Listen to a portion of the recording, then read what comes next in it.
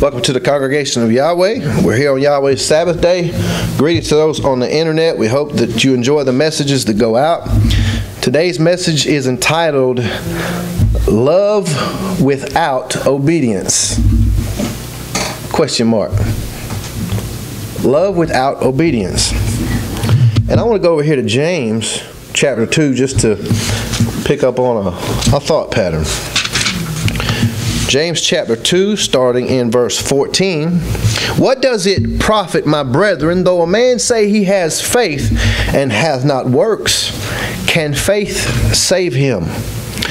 If a brother or sister be naked and destitute of daily food, and one of you say unto them, Depart in peace, be ye warmed and filled, notwithstanding you give them not those things which are needful to the body, what does it profit?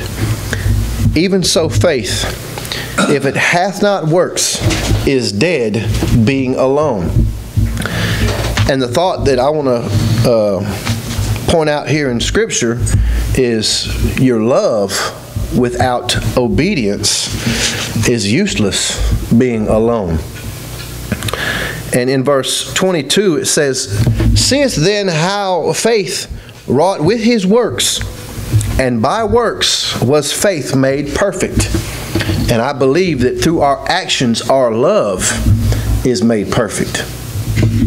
And I'm going to go through a few scriptures. All I did was typed in the word love and commands and commandment, and went through the scriptures and just pulled out a few. I'm going to start in Exodus chapter 20.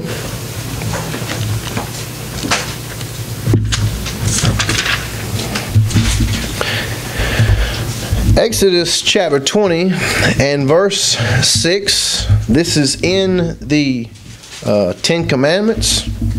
Yahweh is actually speaking these commandments to his people. And in verse 6 it says, Showing mercy unto thousands of them that love me and keep my commandments.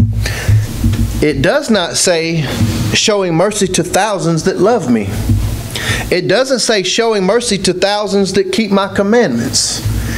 It says showing mercy to them that love me and keep my commandments.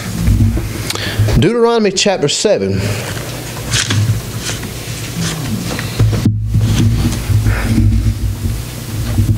Verse 9 says, Know therefore that Yahweh thy Elohim, he is Elohim, the faithful El, which keeps covenant and mercy with them that love him, and keep his commandments to 1,000 generations.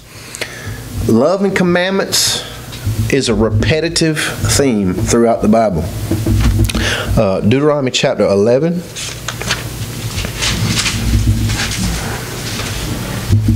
Verse 1,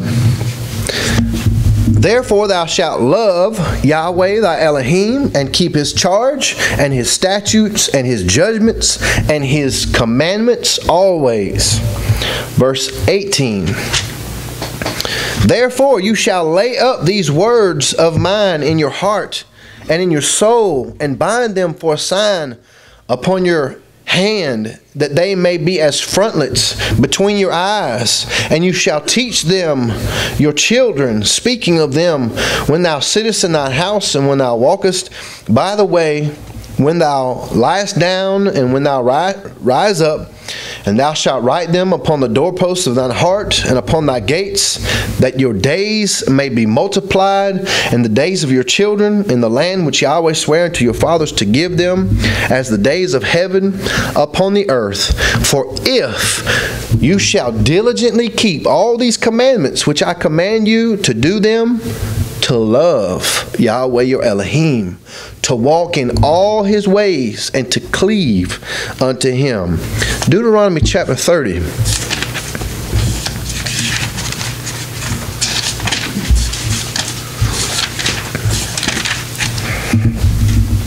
Starting in verse 11. For this commandment which I command thee this day, it is not hidden from thee, neither is it far off. Another translation says it's not hard. Now that's amazing. A lot of people out there, they say, nobody can do it. It's too difficult. That law was a curse. And if you ask any one of them, what part can't you keep? Nobody has an answer for that.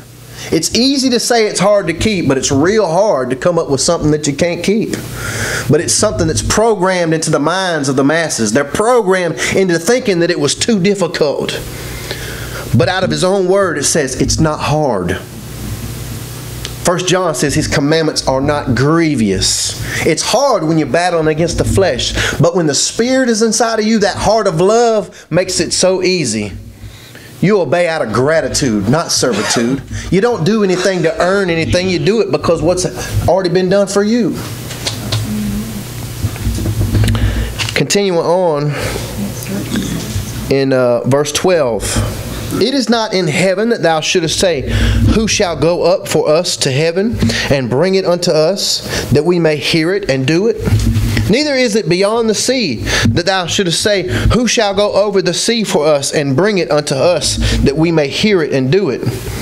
But the word is very nigh unto thee, in thy mouth and in thy heart, that thou mayest do it. He's talking about the word. The word is in your heart and in your mouth. Why? Because He commanded to teach it to your children and your children's children and meditate about it. It was a commandment to do that. He said it's already in you because you were raised that way. It's not that hard. See, I have set before thee this day life and good, and death and evil. In that I command thee this day to love Yahweh thy Elohim, to walk in His ways, to keep His commandments and His statutes and His judgments, that thou mayest live and multiply. And Yahweh thy Elohim shall bless thee in the land, whether thou goest to possess it. Over and over and over, love is connected to His commandments. Joshua chapter 22.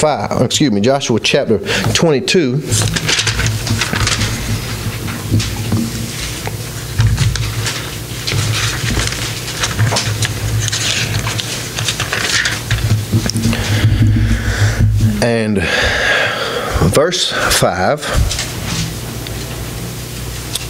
But take diligent heed to do the commandments and the law which Moses, the servant of Yahweh, charged you to love Yahweh your Elohim, and to walk in all His ways, and to keep His commandments, and to cleave unto Him, and to serve Him with all your heart and with all your soul. Daniel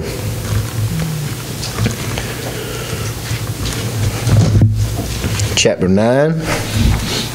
And I just went through the scriptures and grabbed a few of them. There was more that I could write down in one morning. But in chapter 9 and verse 4. And I prayed unto Yahweh my Elohim, and made my confession, and said, O Yahweh, the great and dreadful El, keeping the covenant and mercy to them that love Him, and to them that keep His commandments. Now let's flip over to the Messianic Scriptures, the Brit Kadashah. Some call it the New Testament. In John chapter 14,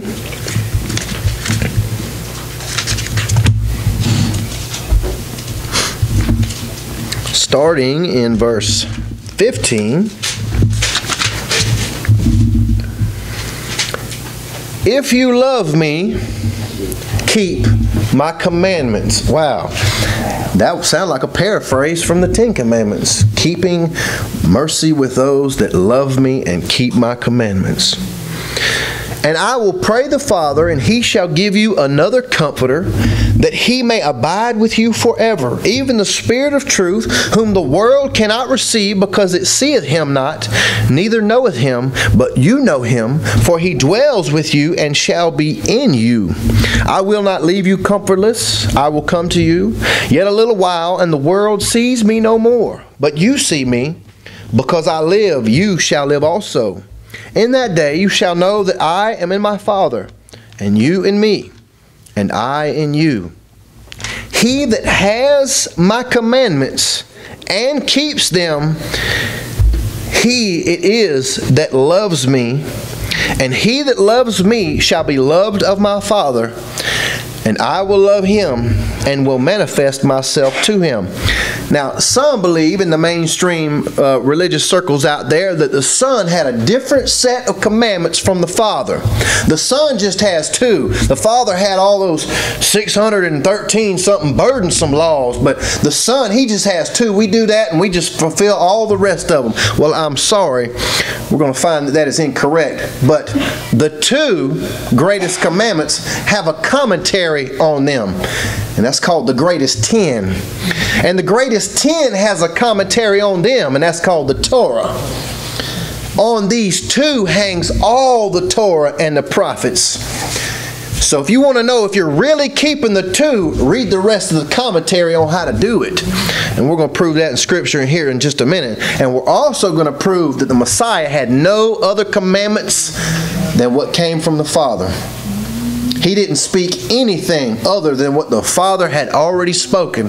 Oh, well, some say that Paul preached something different. No, actually, if you go to Acts, it says Paul said he spoke no other thing than what was written in Moses and the prophets. No other doctrine. If he taught anything different, he was a sinner and deserved to die, according to the Torah.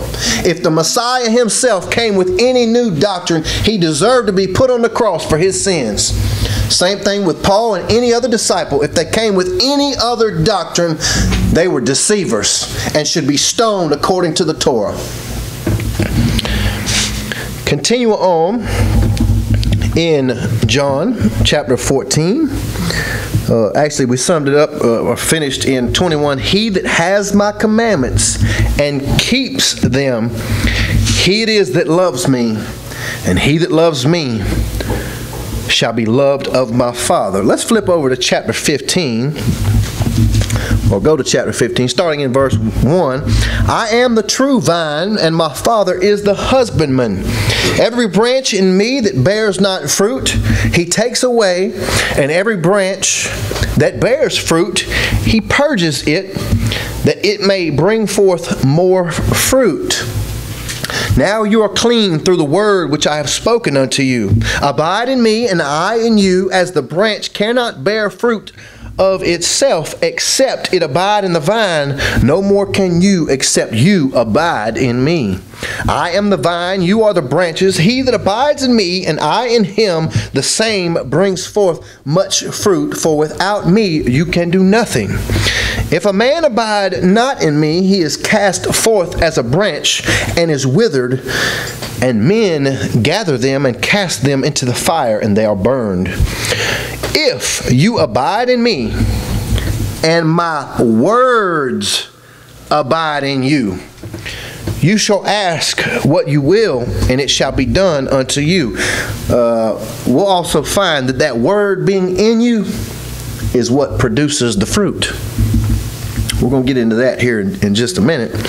Continuing on, verse 8. Herein is my Father esteemed, that you bear much fruit, so shall you be my disciples.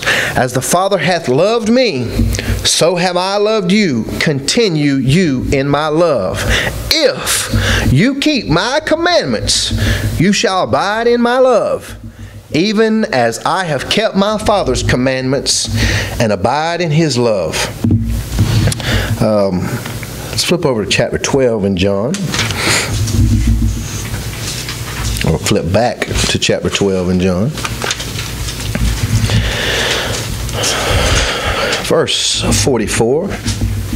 Yeshua cried and said, He that believes on me, believes not on me, but on him that sent me. And he that sees me, sees him that sent me. I am come a light into the world, that whosoever believeth on me should not abide in darkness. And if any man hear my words and believes not, I judge him not. For I came not to judge the world, but to save the world. He that rejects me and receives not my words has one that judges him.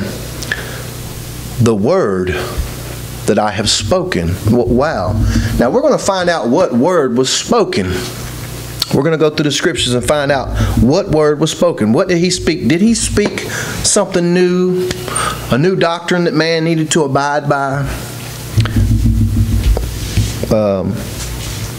Verse 49.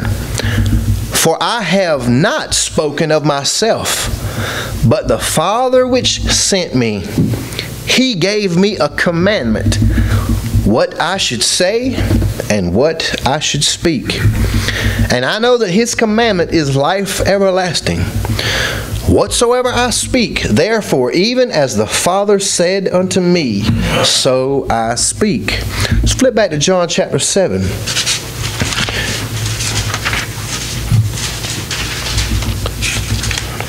John chapter 7, verse 16. Yeshua answered them and said, my doctrine is not mine, but his that sent me. The Son has the doctrine of the Father. If any man will do his will, he shall know of the doctrine. Oh, what is his will? His will was manifested in his word. So what he's saying, if any man does his word, he'll know of the doctrine. Whether it be of Elohim or whether I speak of myself. Let's flip over to chapter 8 in John. Starting in verse 31. Then said Yeshua to those Jews which believed on him, if you continue in my word, then are you my disciples indeed, and you shall know the truth, and the truth shall make you free. Now, over there in John 17, he's praying to the Father. He says, sanctify them by thy truth. Thy word is truth. He's praying to the Father, asking the Father to set apart the believers, and he's saying, do it by the word. Well, what word? Well, the only word in compilation at that time was back here from Genesis to Malachi. Sanctify them by your truth. Your word is the truth. And so we read here in verse 32, or 31 and 32, if you continue in the word, you'll know the truth, and the truth shall set you free. Make you free. The truth shall make you free. And what did he pray? Sanctify them by thy truth. Sanctification and being set free are synonymous. Being set apart from the rest of the world by the word, because the word causes you to act contrary to the world. It sets you apart. Continue on.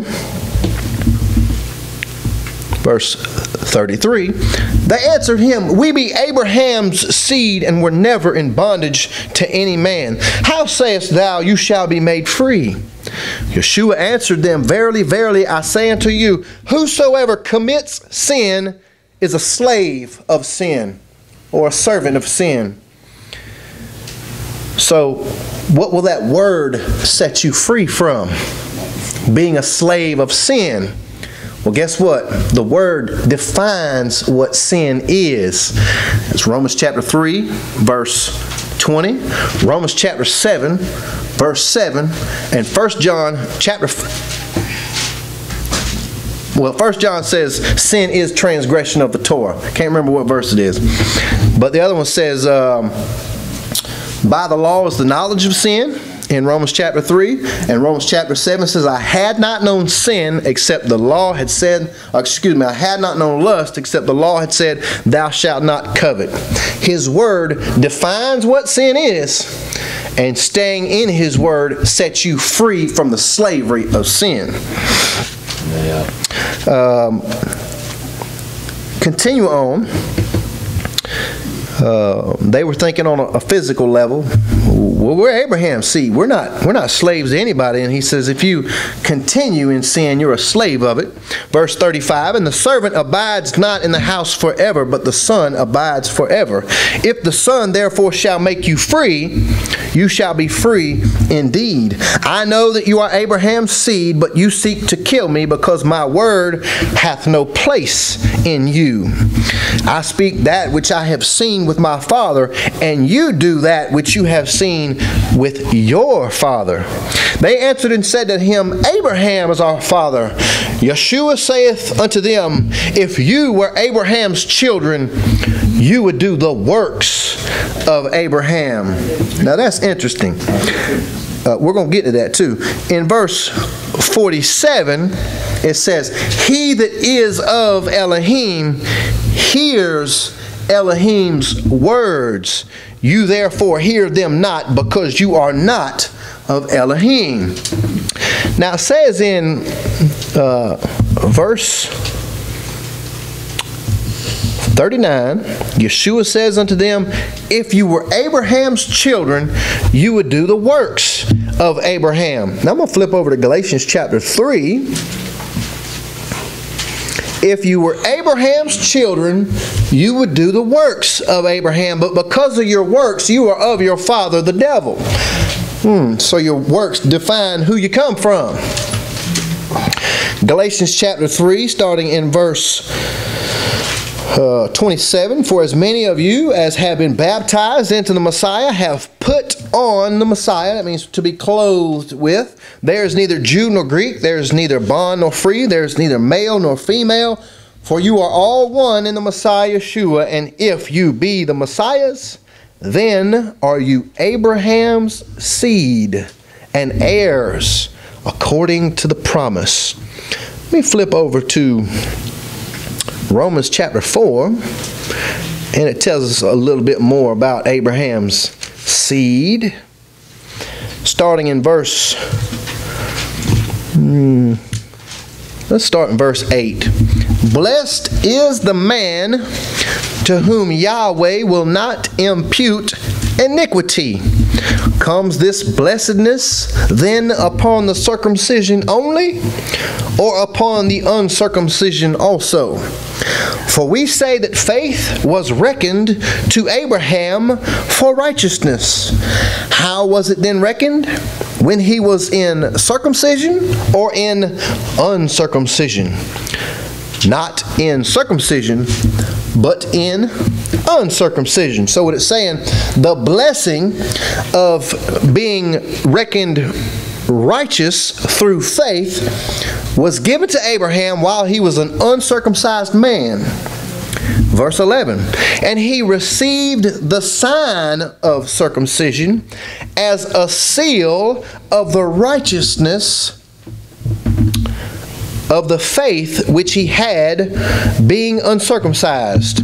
So he got a mark in his flesh, a sign of his righteousness that he had while he was an uncircumcised man, that he might be the father of all them that believe, though they be not circumcised, that righteousness might be imputed unto them also. And the father of the circumcision to them who are not of the circumcision only, watch this, but who also walk in the steps of that faith, our father Abraham, which he had being yet uncircumcised. He's the father of the circumcision and the uncircumcision who walk in the steps of that faith while he was uncircumcised. Now, how did Abraham walk? Genesis chapter 26 verse 5 tells us how Abraham walked. Let me flip over there real quick. Genesis chapter 26 verse 5 says, because Abraham obeyed my voice and kept my charge, my commandments, my statutes, and my laws. That was long before Sinai. Long before Sinai. He was keeping the commandments, the statutes, and the Torah. Let's go over to 1 John. Little John, 1 Little John. If you can read the whole book, which is only a couple pages, of 1 John, and do away with the commandments, you're missing something. 1 John chapter 2, verse 3. And hereby we do know that we know him. Now this word know is intimate. Understand, it's more than the way we just know something today. It's an intimate know him. This is how we know if we know him. If we keep his commandments. He that says, I know him, and keeps not his commandments is a liar. And the truth, what is the truth? Word. And the truth is not in him. But whosoever keepeth his word, that's to guard it, to keep his word, in him verily is the love of Elohim perfected. Whosoever keeps the word, in him is the love of Elohim perfected. Now, that should ring a bell. Love is the fulfilling of the law. Now, some people take that as, oh, well, if I love, I don't have to keep the law. Well, actually, you can keep all the law you want. If you don't have love, it's not complete yet. You're missing something, which is the purpose of this message today. Love without obedience is lacking. So, continuing on, verse 6, he that says he abides in him ought himself also to walk even as he walked. Now that's interesting. We were just told that we need to walk in the steps of faithful Abraham, and now it says we need to walk in the steps of our Messiah, walk as he walked. Well, how did he walk? Read the story. Read the story. He said he kept his Father's commandments to abide in his love. That was the evidence that he loved the Father. Chapter 3, verse 22. And whatsoever we ask, we receive of him, because we keep his commandments and do those things that are pleasing in his sight. And this is his commandment, that you should believe on the name of his Son, Yeshua the Messiah, and love one another as he gave us commandment. And he that keeps his commandments dwells in him, and he in him. And hereby we know that he abides in us by the Spirit which he hath given us. Chapter 5,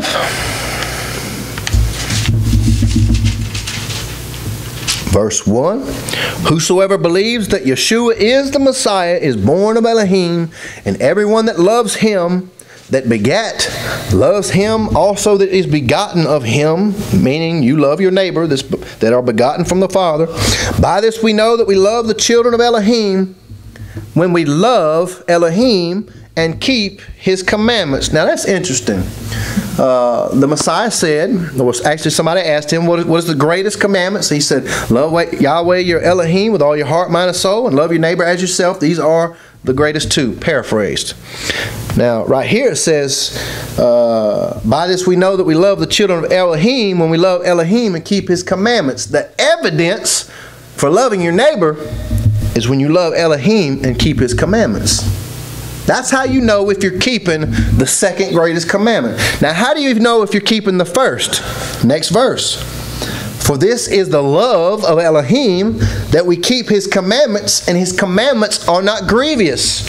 So if somebody ever tells you, I'm keeping the greatest two, take them to this verse where it says the evidence of keeping the two is keeping the rest of the commandments, which are commentary on the greatest two.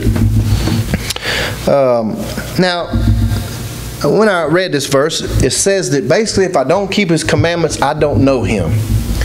Now, we got to use wisdom when we interpret these scriptures, because when I came to the faith, I believed that the Messiah died for me, and I loved him. I loved what he did for me, but I wasn't being obedient. I wasn't keeping the commandments because I didn't know. My mama gave me life. My mama put a roof over my head and gave me rules and instructions, but I didn't obey her. My whole life I was rebellious and disobedient, but I still loved her.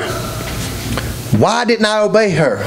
because I didn't understand true love, and I didn't realize that obedience was the evidence of my love.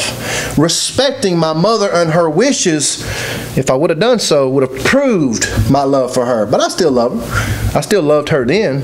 And in the same way, there are masses out there in the mainstream religious world. They don't know the Word.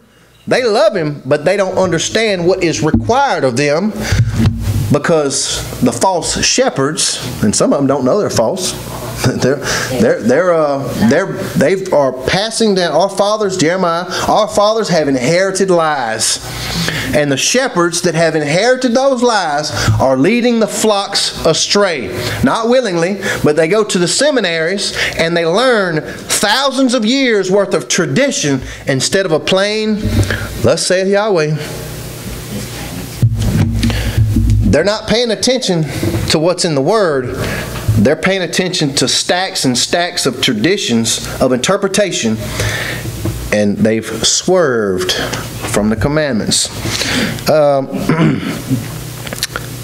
And in 2 John, the next book, 2 John chapter 1, verse 6, and this is love. Watch this. He's about to define it for us. Plain and simple. This is love, that we walk after His commandments.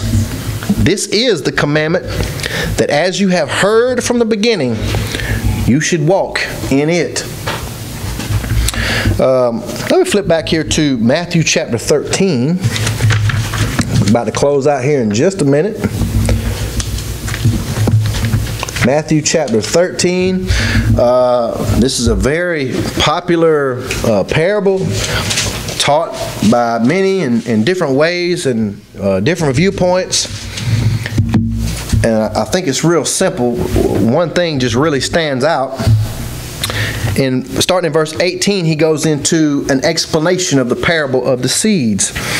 Now, it's also in Mark and Luke. And through reading all three of the parables, we can easily establish that the seed is the Word. Not a new word. It's the Word, and He is the Word. And if anybody wants to know why He is called the Word, you can go back to Deuteronomy chapter 18. It says, I'm going to send a prophet from amongst your brethren. I'm going to put my word in his mouth. And anybody doesn't listen to my word that's in his mouth, bad news. He was the prophet that people were waiting on. When they asked John, the immerser, the Baptist, "Are you that prophet?" They were looking for the prophet that had the word in his mouth. That's why he's the Word. And there's a couple other reasons why he's the Word too, but we won't get into that today. But anyway, so we can establish, let me start off in verse 18. "Hear ye therefore the parable of the sower." And the point that I want to extract from this parable is why some don't keep the commandments. Why are there tons, millions of believers out there that don't keep the commandments? And I believe the answer is right here in this parable. Verse 19, "When anyone hears the word of the kingdom and understands it not, then comes the wicked one and catches away that which was sown in his heart. This is he which received seed by the wayside. But he that received the seed into stony places, the same is he that hears the word, and immediately with joy receives it. Yet hath he not root in himself, but endures but for a season.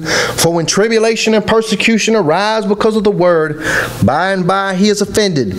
He also that receives seed among the thorns is he that hears the word, and the cares of this world and the deceitfulness of riches choke the word, and he becomes unfruitful. But he that received the seed into the good ground is he that hears the word and understands it, which also bears fruit and brings forth some 100-fold, some 60, and some 30. Now, I'm not going to flip there, but in Mark, it gives us one more little detail. It said that he also accepts the word. Now, to understand the word, which the word here in the Greek means to put it together in your mind and fully comprehend it. So the person that heard the word and put it in good soil comprehended the word. Now in Mark, the word to accept it means to draw, to bring it near, and to take delight in it. So those that bring the word into good soil comprehend it and take delight in it. Sounds like his commands are not grievous to that group. But I meditated on this. If the seed never changes, never alters, and it's his word, and the soil is all good soil, why is some 100, some 60, and some 30? Some understand it more than others. Some take delight in it more than others. The seed has been in the soil a little longer than others. But it's interesting that some believe that 100% of this is still relevant. Some believe that only 60% of this is still relevant. Some only believe that 30% of it is still relevant. It's interesting. But the same seed goes into good soil and it produces fruit. Now, Genesis provided describe for us what a seed produces after. Every seed produces after its kind. If the word goes into good soil, the word comes out. I want to be a person that has 100% of the word coming out of me. All of it. Everything that applies to me. Not just half of it. I don't want to use part of the seed to do away with the rest of the seed, which is what they're doing. They're using the New Testament scriptures to do away with the Old Testament scripture. That's contrary. That's confusion. Don't make sense. Doesn't line up. Only one seed, one word goes into the soil. Not a new word. The same word. I want to finish off with Revelation chapter 12. It talks about a group in the end. Revelation chapter 12, verse 17. And the dragon was wroth with the woman, and went to make war with the remnant of her seed, which keep the commandments of Elohim, and have the testimony of Yeshua. Chapter 14, verse 12. Here is the patience of the saints. Here are they that keep the commandments of Elohim and the faith of Yeshua. Revelations chapter 22, verse 14. Blessed are they that do his commandments, that they may have right to the tree of life, and may enter in through the gates of the city. Let us thank Yahweh that it's so easy, it's so plain.